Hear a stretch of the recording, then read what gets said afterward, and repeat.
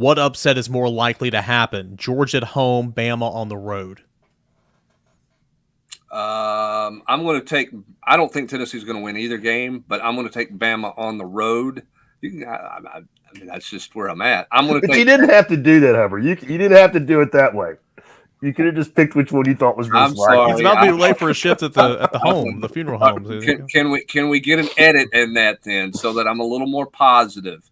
I'm going to take Alabama on the road because Alabama is more unproven at quarterback.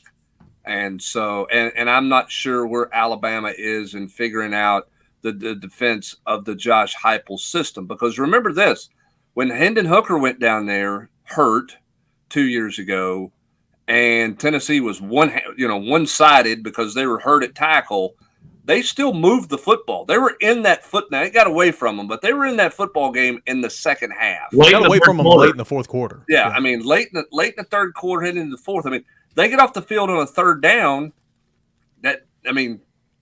Crazy things happen. They gave up a 60-yard pass completion on 3rd and 15 or whatever. But they effectively have moved the ball 2 years well against Nick Saban's defense. So that's why I would say, even though it's on the road, I think that's why I would take Alabama as the better possibility for me, Rob Lewis. Yeah, I don't really disagree with that. And for me, it would be because of the quarterback situation at Bama. But I'm going to go. I'll go with Georgia, even though I think it's unlikely. But from this standpoint, if Tennessee, say Tennessee does lose at Alabama, but if Tennessee's a one-loss team right there, Georgia comes in undefeated. That's going to be for the huge postseason implications. Neyland Stadium will be absolutely bonkers and berserko. And I don't know how good Georgia's going to be at quarterback. I mean, they seem more settled than Alabama, but you still got to go out there and prove it. So, and just because it's at home, because I think it could be absolute, orange insanity that day, I'll say Georgia more likely. But I totally get what Huber's saying about the Alabama quarterback. And for the record, I said Alabama on the road, and Austin, you said that as well, didn't you? Yes, I did. I just think that Georgia's at a different level, and Hubs brings up the best point. What's Alabama look like a quarterback? Yeah, are they settled? I mean, I'm sure they'll be settled in some form or fashion by the time Tennessee rolls to Tuscaloosa. But I think that's a big question mark, and they're banking on a lot of those freshmen playing. And that's, I think anytime you do that, that's it's going to be scary.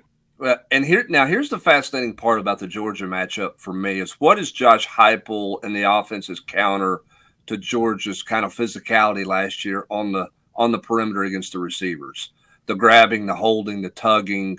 Obviously you can go to the officials early in the game and say, hey, they're going to do this, but the officials aren't going to call it every snap. What's Tennessee's counter to that to get a guy a freer release or to get them, instead of just saying, hey, be more physical, what's Tennessee's schematic counter to what Georgia did to them last year? We all talk about how somebody's going to figure out a way to stop Tennessee's offense. What's Tennessee's counter to the Georgia grab pull game that they played last year against Tennessee in Athens, Georgia? I think that's going to be an interesting storyline. I really think. I mean, I don't think I'm breaking any news here. I think the counter is just having a nose that can push the center back. Because Tennessee doesn't. Quarterback takes the snap, and everything kind of engulfs the quarterback. The quarterback doesn't really drop back. So, if you have a defensive tackle that can just shove the center or the guards right into the quarterback's lap, which is what Jalen Carter did a year ago. And I just think that makes things really hard. Motion stacks.